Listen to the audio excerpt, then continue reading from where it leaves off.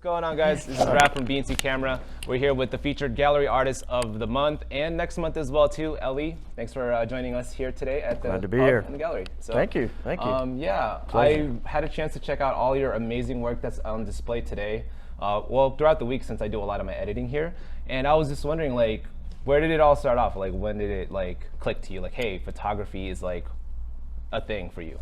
That's interesting, because Yeah. I started college in Miami Yep. and made it through about a semester and a half. And I was a theater major, which I loved, Right. but at one point somebody said, is this what, if this is going to be your life, then you need 100% into this. Right. Or is that the path you're going to take? And I totally freaked out and just went into like a death spiral for a while because I'm like, oh my God, Yeah. I'm 18 and now somebody's saying I need to choose my life path at 18. It's overwhelming, yeah. And I loved theater, and I was doing it because I enjoyed it, and I was fairly good at it from what I was told or believed. Right.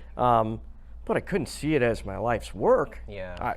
How do you know at that age what your life's work is? Right. Anyway, I literally dropped out of college at that point, to the dismay of my parents, and took a construction job, bought a motorcycle, and just, again,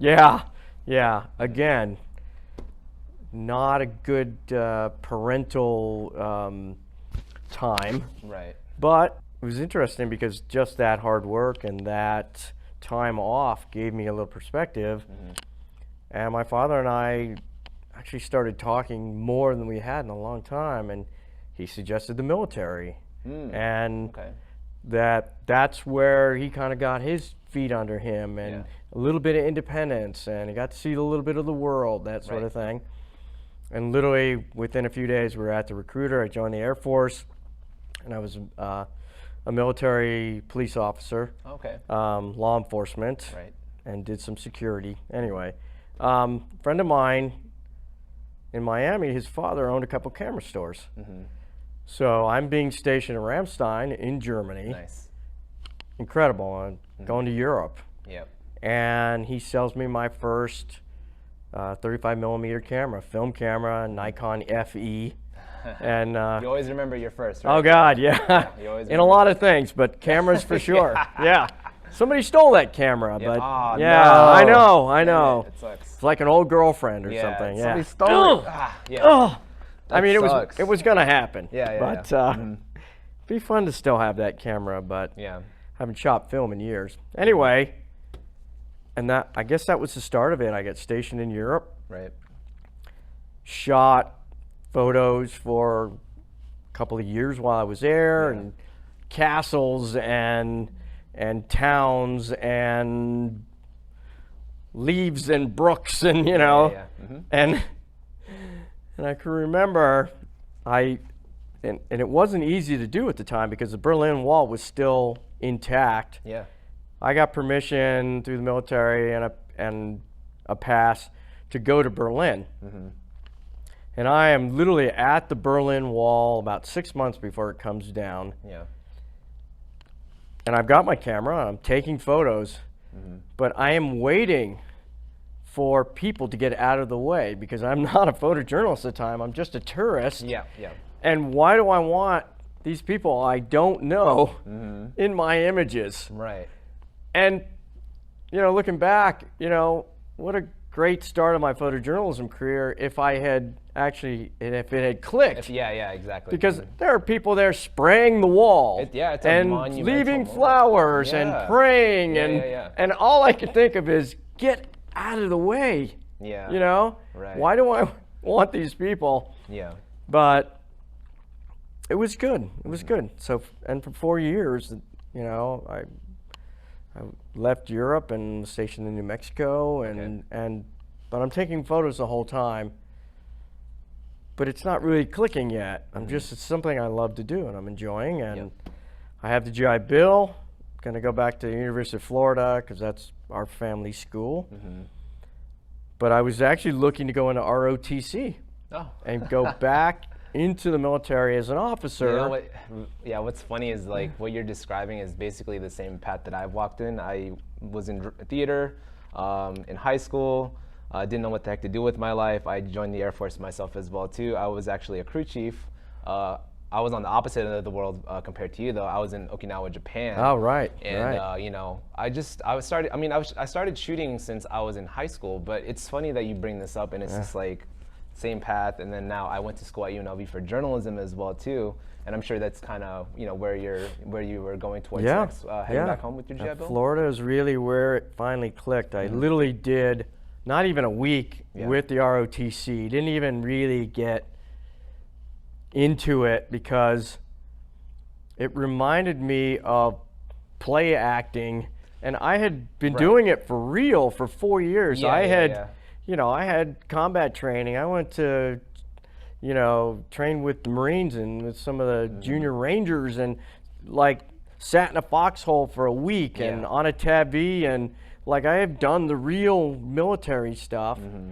And nothing against the ROTC, but these kids are playing soldier. We got fake ribbons and fake hierarchy and the whole thing, and I'm like, I can't do this. Yeah, I felt the same way with the Guard, and then eventually attempting to go in. I was just trying to go to college. I didn't even do ROTC, but I just wanted to get commissioned.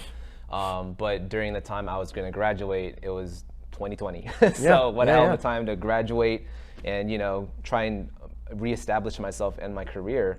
But I totally understand where you're coming from in regards to that. It's just they go by first names and this and that. It just didn't feel right. Yeah, it didn't feel right. Yeah. And I can remember, my father was a pretty smart guy, and I can remember him saying, "Don't do what I have done as far as my career path is going." He was an accountant, loved accounting. Yeah.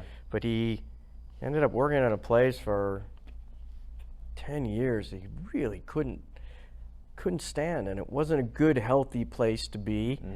And I remember him always saying, do what you love.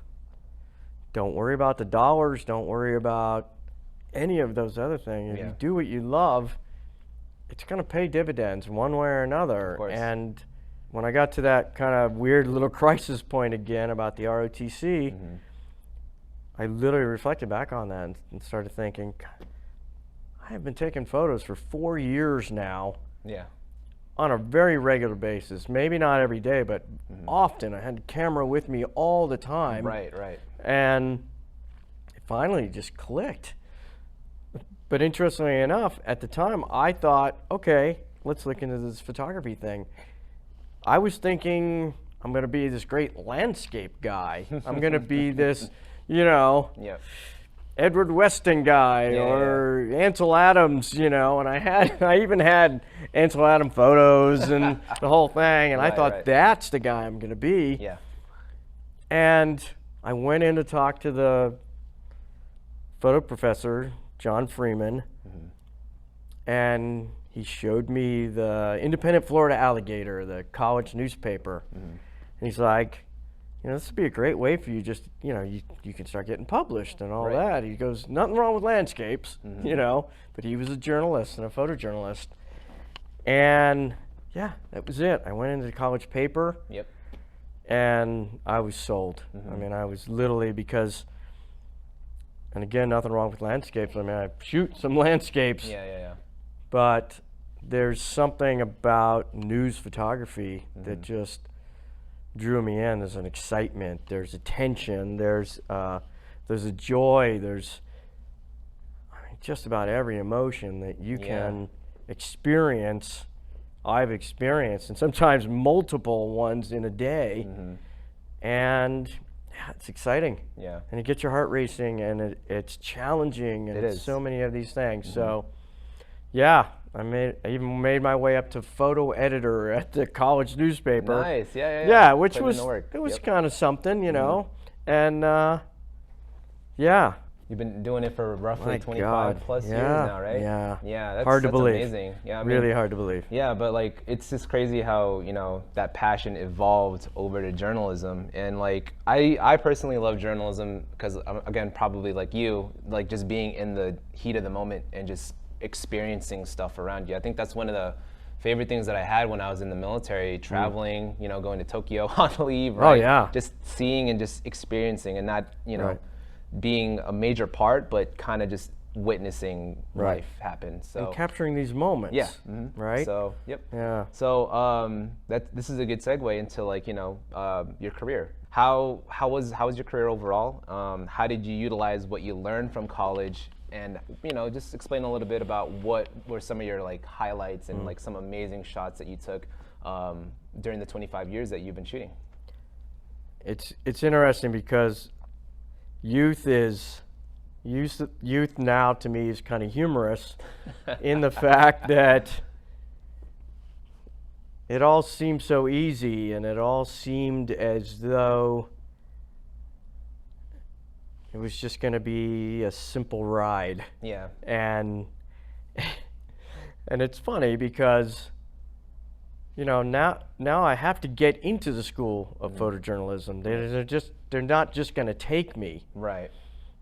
And I print up about 30 images or so, and back in the day it was all on prints, mounted on board. I brought him in, and there's the senior photographer, John Walther. He's got to be like 900 years old at this point. Yeah. And he's from New York. Uh-huh. Worked at the Miami News and the Miami Herald for years and years. Right. Gruff. And he says, "Tell you what, kid." I'm thinking, kid. Yeah. I want you to take all those and I want you to put them all out there on those tables out there. And I take them out, put them all out, facing up, of course. Yep. And I'm like, I don't even know why I have to show this old man my stuff. It's so good Yeah. that, I'm wasting my time. This is how good I think I am. Nice. And, yeah. Confidence and is great. Yeah. Confidence But is great, yeah. I'm thinking, I'll entertain the guy. Yeah. He's old, and he probably hasn't seen a good photo in a while. Yeah. And he starts looking, picks one up, looks at it, picks one up, turns over another. I'm like, well, big deal. There's a couple he doesn't like, not a big deal. And he gets to about half. Now I'm a little concerned. Gets to 3/4, and then I'm thinking, you know what it is? All those are so good. And when I look back, it's pictures of leaves. It's it's the streaming lights. It's all the photo 101 photos that you would make. Right. Some not great portraits. Yeah. Just all those things. An animal. A detail shot. Yeah. He literally gets to the last one, and he holds it up, and he goes, "Come here, kid." And I'm starting to think he's a mobster or something. Yeah, he goes, like, oh boy. "Let me tell you something." And he literally does. He's a big guy, and he puts the hand on the shoulder, and I'm looking up at him, and he goes, "All those there, you see all those photos there? They're all shit. I want you to throw them all away. Oh man. I don't want to ever see those things ever again. Yeah. This one here, maybe. Go get the negative from your locker and meet me in the dark room, and we'll see what we can do." Okay. And now I'm stupefied. I am in shock. Yeah. And I feel like about this big. So I leave the room and I bundle up all my stuff and I put them all in the locker and grab the negatives. And as I'm walking back to the dark room, John Freeman's in his office, and he's the younger photojournalist instructor that's taking over the department, especially after John had retired. And he, as I'm walking by, I'm like low. And I'm holding the neg, And he's like, "Hey, Lee, how'd it go?" And I literally stop and I come in and I sit down across from his desk, and I just start crying. I just start bawling. Yeah. And it's funny now thinking about it. I'm probably still holding the negative in my hand and I'm weeping. Yeah. And I can't even really explain to him what had happened. You know, I'm just like, and he and crap and, you know. Yeah. But here's the thing. I go into the dark room and the man gives me 3 or 4 hours of his time right there. And I don't know if you've ever done the darkroom thing. I would imagine that you have. There's a magic to that. And there was a magic to that. And to watch an expert, you know, somebody who's got years and years of printmaking, Right. take this negative of mine of probably not a very well exposed image Yeah. and hone in on the moment and the actual what the picture is, because he would do that. He would go, see that right there? There's your picture. There's your picture. Yeah. You know, your picture's not over here. Your picture's right here. Right. And I literally, he and I are in there for hours.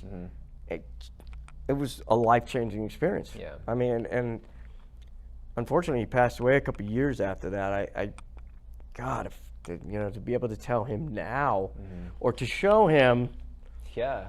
I'm sure you you'd know, be really what he taught me. Yeah. You know, I mean, I don't think I would be here now, still doing what I love doing, and God, amazingly, he's still getting paid for it. Right. If it hadn't have been for those early influences, Yeah. and I mean, I still talk to Freeman today. I need to reach out to him again. Of course. Because we're looking for another intern. So it's, you know, there is, and that's something that I think probably you figured out too. There is a lineage to this field, and there's a history, and it's important for you to know it. Of course. And appreciate it, and then take all that information and inspiration, and then try to find your own way. Right. You know, because that's, you know, when you're a young photographer or a young videographer, you just find yourself emulating. Right. You know, I saw that great Ansel Adams photo of the El Capitan and then the tree right there. Well, then I need to go to that place and find that moment. Right. And I think that's what you do early on, is you emulate. But at some point you go, well, wait a minute. What if it's just the tree? Or what if I'm up on El Capitan? Or what if, you know, and that, I think that's you know, the evolution of it. And that's, I think, as a photojournalist, and that's what you're hoping for, and that's what you're, God, you know, if I could get to that point. Yeah, imitation is the sincerest form of flattery. It is, right? it is, but it only goes so far. It only goes so far, correct. So because at some point they're like, well, what have you got? Yeah. What is, you know, and newspaper photography, pretty much where I've been my whole career. Some magazine, some freelance, but a lot of it is like what you and I were talking about earlier, is about the immediacy of it. Right. It's about somebody saying, hey, I need you to go here and make this or something that we can use now. Right. And go. Yep. You know? It's very fast paced, and that's another thing I love about journalism, is just like that. You know, you have to know your stuff. You have to be on point, and I think we have rapport with that, because in the military, that's the same thing in the military. You know? It is. There is that. There's a certain discipline. Correct. Right. So. And it is that, and I don't know if you've experienced it, but I feel often that it's luck meets knowledge. Yes. And opportunity, and you know, and oftentimes I'll play it off and I'll say, I was just lucky, and, you know, and because I think we demur sometimes, it's hard for me to hear that sometimes, to have somebody, you know, there was a guy here for the opening last week, and he's looking at one of these, this one or that one there, and he is just showering me with praise and wonderment. And how did you see that? And how did this? You know, this is the most incredible photo I've ever seen. And I'm thinking, that can't be. I am a fraud. I feel the same way with some of my work as well too. It's just it's really, but we're very humbled by that. I think you have to be. A lot of humility is involved with it for sure. So I think when you get to the point where your ego is taken over to the point of you think you are a photo god, or you're better than everybody else. Yeah. That's probably time that you need to quit or walk away, or they need to let you go. Right. Because my philosophy every day on assignment is I want to make the best image I can every day. Right. Every day for 25 years. Does it happen every day? I'm sure it doesn't. Yeah, of course. But I have a bar, and I keep that bar. Yep. And I never want anybody to say, "Wow, you kind of phoned this one in, buddy. You know, you didn't. Clearly, you just didn't like the assignment, or you didn't feel like it." I never want that. I never want that. And sometimes you hit a home run, and sometimes you don't. But I think it's in the trying. I honestly do. You just have to go out there and make it happen. Yeah. And I totally get that. And like, it's funny you say knowledge and luck.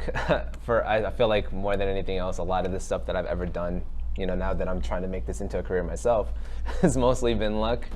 But of course, the knowledge is going to be very invaluable in getting that shot. So and in a way, you're kind of creating your own luck. Yeah. And the longer you do this, Good way of putting it. the more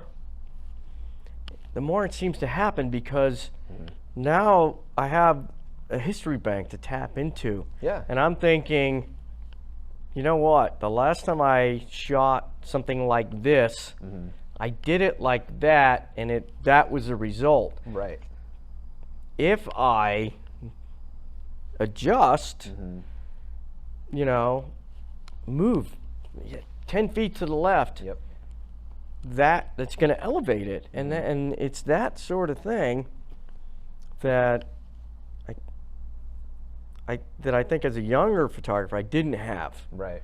You know, I had ego, and I had, you know. I'm sure we all did at one point, for sure. Oh God, I was gonna set the world on fire. Yep. And it was only gonna be a very short while before I rocketed to the Pulitzer stage, and then, you know, so it's funny. But it's you funny. you have like your instructor humbling you, teaching you, hey, you're not all this, but we can learn from that, you know, from mistakes, tapping into our mistakes to hone ourselves to be that much better. And you could be, you can absolutely. be, and let's say one group of young professionals that think they're already there, and that they can expect certain things, and that it'll all just be given to them because I'm a staffer, I deserve it. You know, Joe over here, you know, he gets all that. Right. So, you know, I should get that too. I should get to shoot the Raiders. I've only been in the field a year, and I don't shoot sports really well, but I'm on staff just like you. Right. So I should get those things. Well, it doesn't work that way. It does not work that way. You know, you have to prove yourself, and it takes time. It takes time and energy, and frankly, just a lot of hard work. Yeah. You know, there's gonna be a lot of hurdles along the way, but you use those hurdles to, again, you know, improve and get better. So and the people that I know that are where I'm at now, or that have been where I'm at, have just simply put in the time. Right. I mean, they have put in the time. You know, I do my best to get to the event before it starts. I will often stay till the event is over. Yep. You know, Wherever the I first won't one's there. stand where everybody else stands. Yep. I won't, you know, chit chat while things are going on. You know, I mean, there's just these little there's a lot of little rules that you use to self-govern yourself because you know what works Right. and you know what might lead to success. So, Yeah. so it is definitely that, you know, but it's just, God, luck, yeah. But, I mean, and it is, you know, Yeah. because, again, this is a great example. I have shot the supermoon for the last two supermoons, I think in the last couple of months. Yeah. Both days, clouds moved in an hour before the moonrise. That's rough. Yeah, it is, Yeah. right? This could have never happened. Some of these other things could have never happened. It's, you know, a cloudy sky, you don't get comet neowise. Yeah. You don't get it. And yeah, I've driven 3 hours, you know, and lit the building and done all the right things.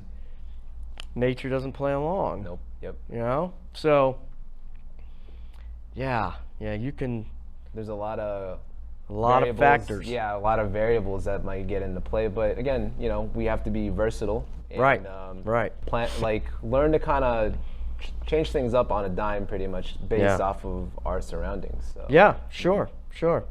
And I mean, I can remember this is Valley of Fire, and I can remember being there during the day and going to this arch and seeing it and shooting through it Yeah.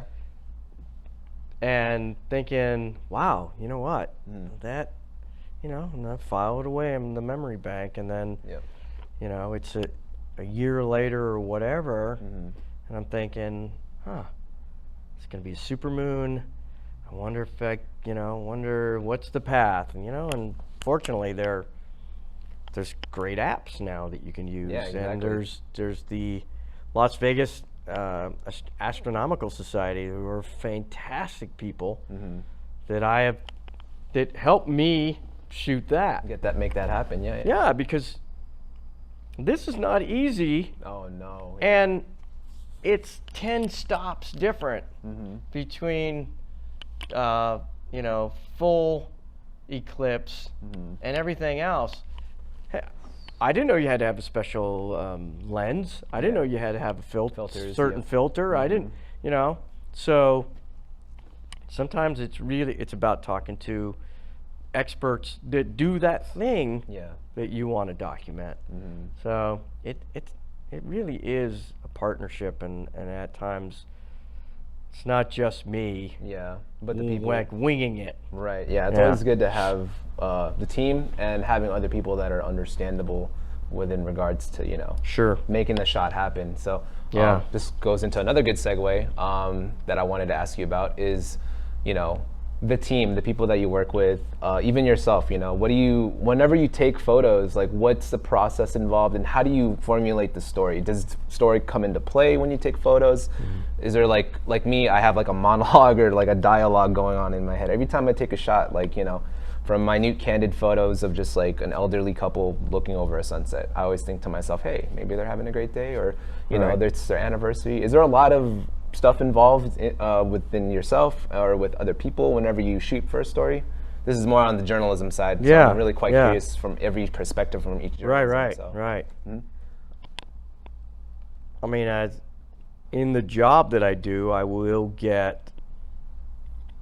written assignments that say, hey, we are going to document, we want you to document, you know, this elderly couple getting married after 50 years. Oh, wow. Right? Yeah.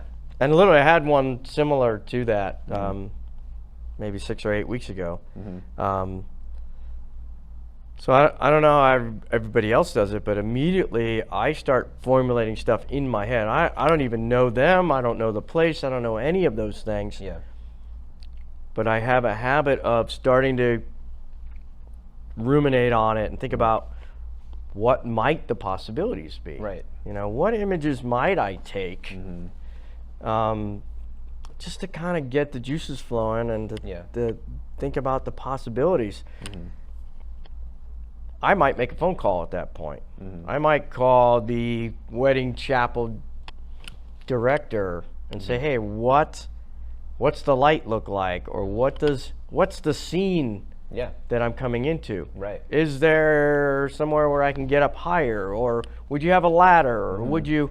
I mean, there's so many things. Lots of variables. And that's the beauty of having time, often as well. You know, sometimes I'll get it. I know I have something next Wednesday already, so I have time right now to think about it and to maybe formulate it. Oftentimes we don't. Right. You know, it's like, here, go, or it's happening in front of you. That's a whole different story. But but and I love working with a reporter. I think some people don't, and you know, it's that silly thing like, you know, 4 R's are better than 2, and you know, I have journalist next to my title. I am a photojournalist. Right. So I feel like I can contribute to the written story as well. The story. Yep. I might not write it. I have written, and but I don't do it often beyond the captions or a caption block. Right. But I took reporting. I took writing for the mass media. Yep. I've written stories. You know, I was decent in English. You know, so you know, I used to be well read. So I get that side of it too. I don't want to be that person. Yeah.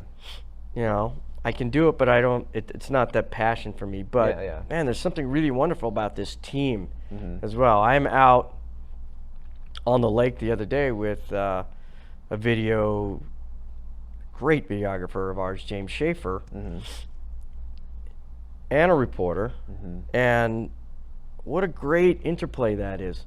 Yeah. You know, we're all able to see the visual. We're all able to think about, you know, story angles and where it can go from here. And God, you know, hopefully they see things that I don't see, and then I am able to get that thing. Or, you know, I can say to James, hey, I can distinctly remember, look at the light hitting that water there with the reflection. And he's like, oh yeah, because he's over here, he's looking over here, doing his thing over here, which is great. Right. So there's something really nice about it. I think the key is to allow everybody still to do their thing, you know,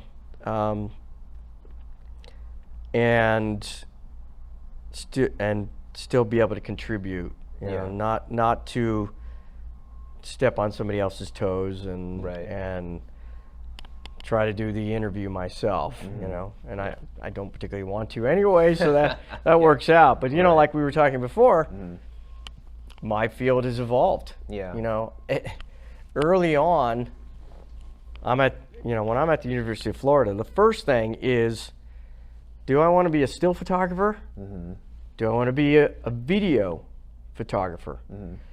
These are two separate camps. I mean, back then, those two did not. They didn't coincide at all. Right. And we didn't like you, you know, because you're a moron. You can sit there for a half an hour and roll that camera. How hard is that? Yeah, exactly. You can you're going to chop that up into 30 seconds? My God. You know, you're not probably skilled enough to be me as a still photographer and capture one moment. You can't do it. And it was funny because it was literally that way back then. It's very adversarial. I'm sure not everybody. I had friends, but those schools were separate for many, many years. Now, you know, like we were talking earlier, today I did an assignment where I'm shooting still and video almost concurrently.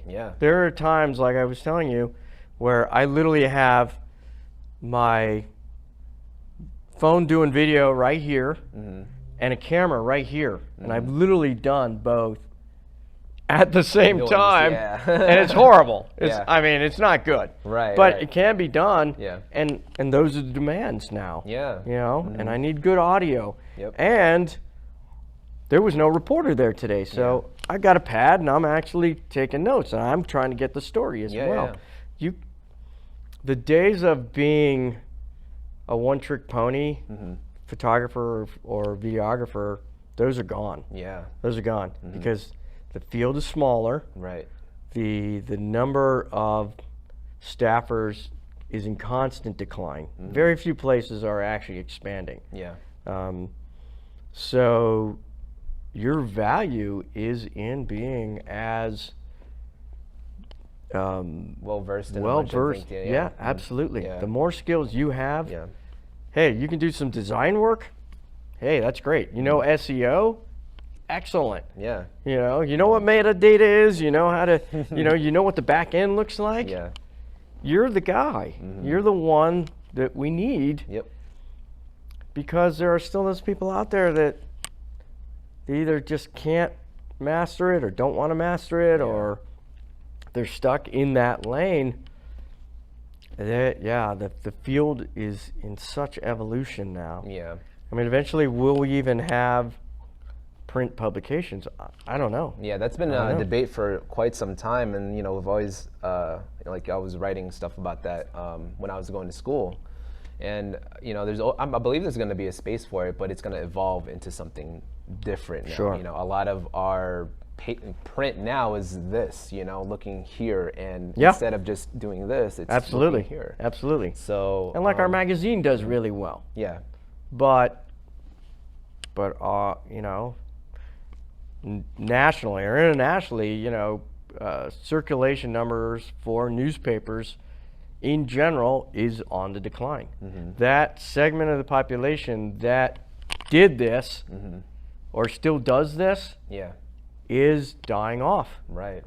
And my kids don't read the newspaper like that. Yeah. They don't. Yeah. And their kids won't read the newspaper like that. So do I want to be a dinosaur? And if I am a dinosaur, then I want to be at least the most skilled dinosaur. Yeah. I mean, I still feel like I got a couple of years left to create some dynamic images. A lot of these are fairly recent. So right. I mean, as long as you can get a dynamic and great shot, you're still going to be a great shot no matter what. But now, with how technology and how the world is fast and quickly evolving, it's going to be difficult for sure. And I've talked to a lot of my senior staff at UNLV who have been in the trade and the industry for years, and they're just like, yeah, kid, you need to learn all this stuff if you really want to pursue this career and make this thing happen for your life. So, and I'm not saying you have to have taken the path that I took. I'm not saying that everybody needs to have worked in a dark room, making prints by hand and all that. But I will say, I think there was an advantage to it. I think so. I might see light and shadow a little bit differently. Yeah. I might, understand that process a little bit more varied. I was just in the store at B&C Camera right next door, and and there was a guy in there picking up an R3, the new Canon mirrorless, and I was just given 2 of those within the last 6 weeks. Oh wow! So I started black and white, hand-rolled Tri-X 400 in the dark room or in a bag. And I'm at mirrorless now. And I can take photos on my camera and then take out my iPhone and send images. I can literally see them on my phone from my camera that's right here on my hip, and then send images. I mean, it's phenomenal. Yeah. It's phenomenal. I mean, I literally started off having to shoot on film and develop that film Yep. and then make a print of that film. Yeah. And then there's that whole other process of actually producing that into a newspaper or magazine. Yeah. I can, it's phenomenal. I mean, I can have a picture on the internet Right. or in the paper in no time at all. I mean, that's the evolution. And part of that for me is, wow, what a wonderful time Yeah. that I've had all that path from the beginnings of it to this place. God, what's what do you think the next 5 or 10 years are going to look Oh, like? I can only imagine. Right? Yeah. Are we going to have a little chip in our head and we won't even, Oh, we're just no. going to be making a little, we won't even really have the camera, it'll just be like click, Yep, click, yep. and then it's, I'm not winking. I'm taking a photo. I'm taking a photo. right? That'd be insane. Right. That'd be insane. But for people that have shot film though, and I shot a little bit of film in high school before leaving for the military as well too.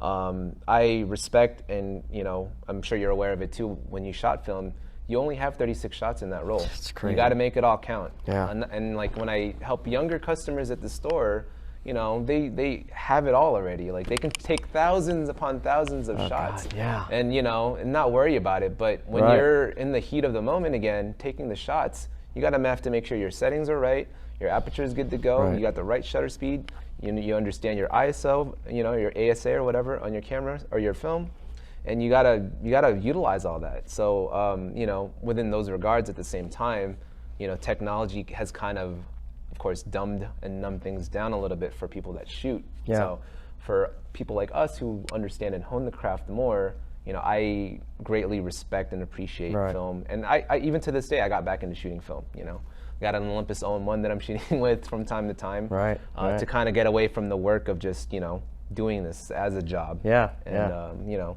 I guess that's going to be the last couple of questions. How do you, do you do this as a career? Do you still find any value or any fun in shooting? And what would you say to people that are aspiring to do this as a career? What should they be looking forward to do? What should they do basically to follow in your footsteps, or more or less follow closely, or evolve to their own their art, pretty much?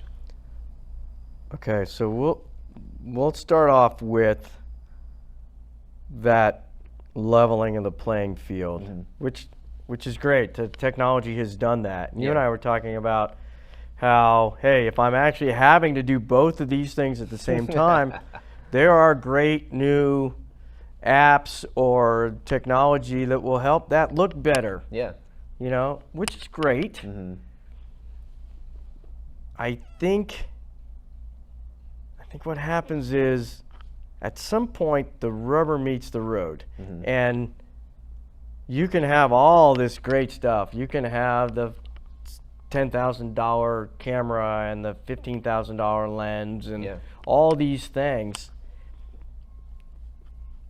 I don't even know if this is an appropriate statement to make, but somebody told me some years ago that it's the Indian and not the arrow. And when you start to think about that, it stuck with me forever and ever, because the quality of work really comes down to you. Right, of course. I can have the best of everything, and I know photographers that do. Right. And I knew even early on, I had a friend whose dad was a banker. He had the best gear ever. He had all the new stuff. I had an old rinky-dink, FE with a used lens. I am making as good or better images than him, because it wasn't about this. Nope. It was about this, and it was about this. Yeah, exactly. And I still think that's true today. And I think that oftentimes why I'm able to make the images that I'm able to make is because often I try harder. Often I am constantly looking, and I'm sometimes I'm overlooking. I mean, and that's a trap. Yeah. Sometimes I move. I stand on a chair or I lay down on the ground. I don't know how much longer that's going to be able to happen. Yeah. But you know, I'm constantly in motion until it's, you know, until I hit that shutter button. Yeah. You know, so I'm constantly roving. I'm constantly observing. Hard to turn off at times. Right. But it's who I am, and I think that in the end, look, everybody has an iPhone now or a smartphone. Everybody thinks they're a photographer now. Yeah, that's everybody's a videographer. Yep. You know, until you look at the wedding photos, or until you have to put a gallery together, or until you want to actually get paid for that photo or video work, all of a sudden, not everybody is a photographer. Yep. Everybody can take an image. Of course. But that doesn't mean they're a photographer. And then you want to put professional in front of that. You want to put, you know, expert or whatever you want.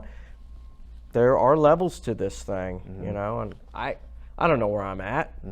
I like to hope that I'm at least in the middle at this point. Yeah. There are people, men and women, that are just doing work that just stupefies me, that I will probably never do. Right.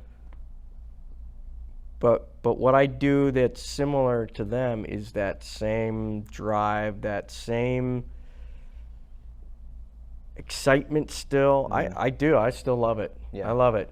Do I love it every day on every assignment? No. Yeah. How could you? You know?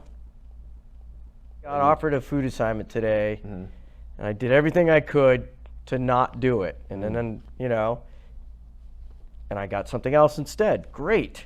You know, will I do the food assignment? Of course I will. Right. I'm going to do it to the best of my ability, but I feel like I know where my niche is, and I guess, when you think of yourself, do you think you have a certain style? Could you say, my style is? You know, a lot of people have asked that too, and it's just like, nah, not really. It's just, again, just capturing the moment, what it is. I think that's what photography is in general, you know, and whenever I see, you know, a sunset or, you know, the moon in different phases or a shooting star, you know, it's just, there's this beauty in just, that's it, just capture it and then just enjoy that moment. Sure. And then the cool thing is you have that moment to enjoy till the end of time. Yeah. So, yeah, and that's a beauty in it for me. Yeah. So. And I think the reason I asked you that was because you don't really know yourself. I don't know. Yeah. I frankly, I don't even think I have a style. But more than one person over the years has said, I look at your photos every day in the newspaper, and I know they're yours. I don't have to look at the caption to see your name. I know they're yours. There's a feeling to it, right? I guess. Yeah, I guess. Yeah, there's a feeling to it. I mean, it's a wonderful thing. I don't know. I guess that's the demurring part too of, you know, wanting to think, oh, I have a style, you know, and then I think it just comes out in your work, over time. They're, you know, though these are all different, and some are news and some are feature and some are nature, they're all similar. Yeah. Like, it's amazing. Lucy and I are putting this show together, and we're sitting there looking at the wall, arranging things. Yeah. And it's almost like the same photograph in a certain perspective. Yeah. Often I feel like I'm in year one. I'm still, you know, can I pull a rabbit out of a hat today? Is this, oh my God, I have opening day Raiders game. I'm so scared. You know, there's 3 other photographers. Can I keep up with them? Can I actually capture some moments? Yep. Likely I can. And I probably will. But that's still the genesis of it. You know, I still often wonder, I don't know if I can do this assignment. You know, how am I going to do it? You know, is today the day that they find out I'm a photo fraud? You know, and you know, it all disappears. You know, but I look at this and I love this experience because I think, my God, you are so fortunate. And look at every one of these has a story and a place. Right. You know? So that's really the beauty of it. I'm able to literally, my goal is to capture moments. Anybody can hammer on the shutter button. Yep. Anybody, it's just human nature. Most people can do that. Yeah, just fire away. Yep. But there's something different about location, lighting, timing, mood, just all these elements that come together. 100 of us could be here in one of these places, and every image is going to be a little bit different. Yeah. So, you know, that's the excitement of it. And yeah, no, I still love it. I think that the last question was about the future and about, you know.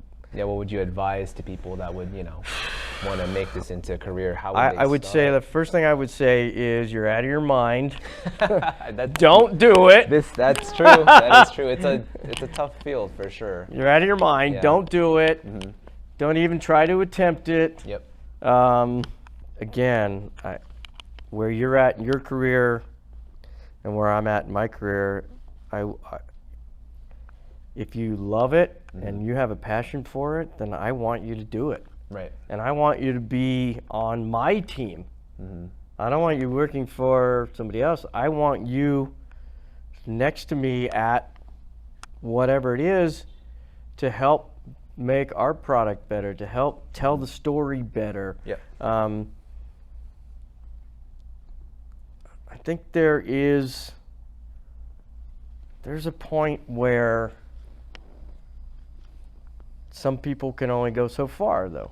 I think, for whatever reason, I have more of a natural ability to do this. So oftentimes it's not even, it's just kind of happening. You can, again, master all the technology and all that, but if you don't have that thing, those unique qualities that are able to elevate you to that next place.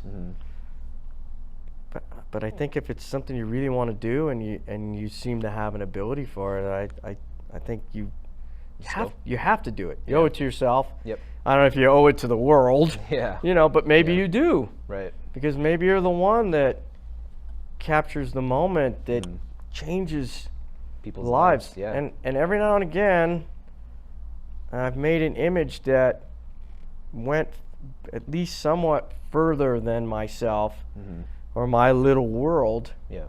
Or I've had somebody write or call and say, you know, that moment made a huge difference to me. And I think maybe that's the goal is, you know, I don't know, am I going to change the world? I don't know. Yeah. But it happens all the time. Yep. And if that's what you want, then I think that's what you do. I would never discourage anybody to go after their dreams.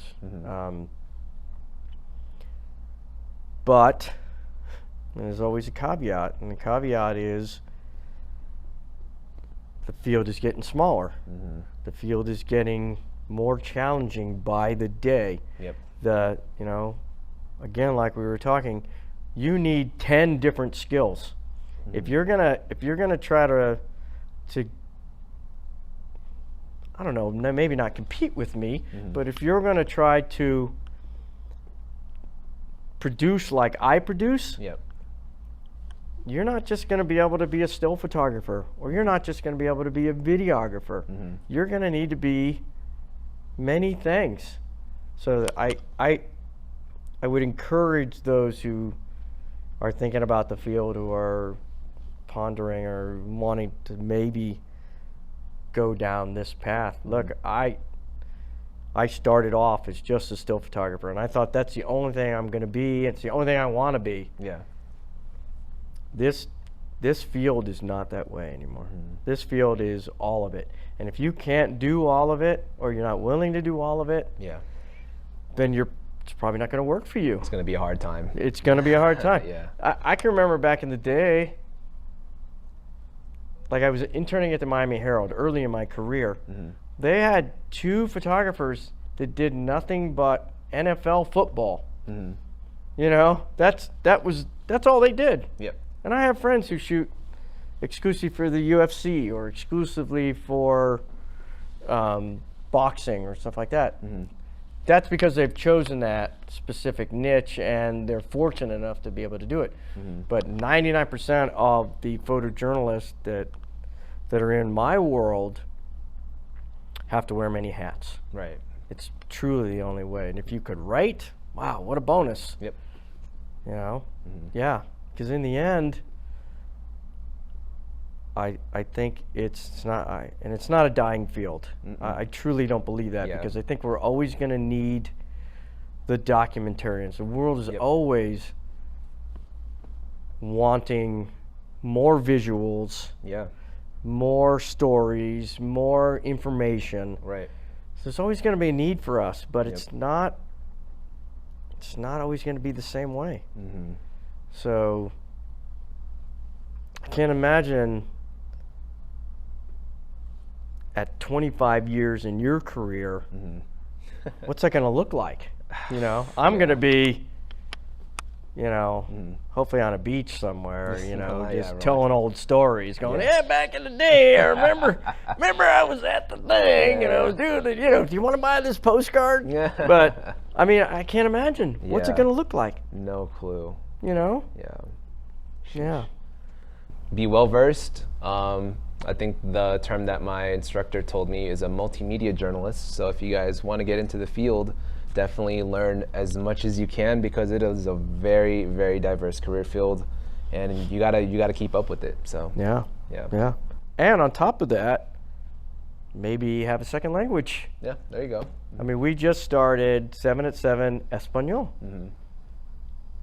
Kind of hard to go out on a dedicated Spanish-speaking assignment and not speak Spanish. Right. My Spanish, so-so. But yeah, I think any of these skills that you can add, you know, will bolster you that much more to being towards. It's gonna have to, and it might make the difference between, hey, we're gonna hire Raph, or we're gonna hire Joe, or we're gonna hire Sue. Yeah. And in the end, you can't do this work like, say, I do it if I'm not on staff. Right. Or at least a freelancer being hired to do that by them. So, yeah, you know, there is a skill set. Yeah. Learn as much as you can. Yeah. So. Yeah. Okay. Well, that's pretty much all we have for this interview. Thank you so much again, Ellie, for swinging on in and talking stories and letting us know the process. I asked a bunch of stuff, but I'm sure very invaluable things. That's okay. You're going to chop it down to 30 seconds anyway. It's going to be easy peasy, you know. So, but yeah, thanks again for coming in. Hey, I'm just glad to. Glad to. it. Hey, you bet. Good luck to you. Yeah, thank you. See you guys.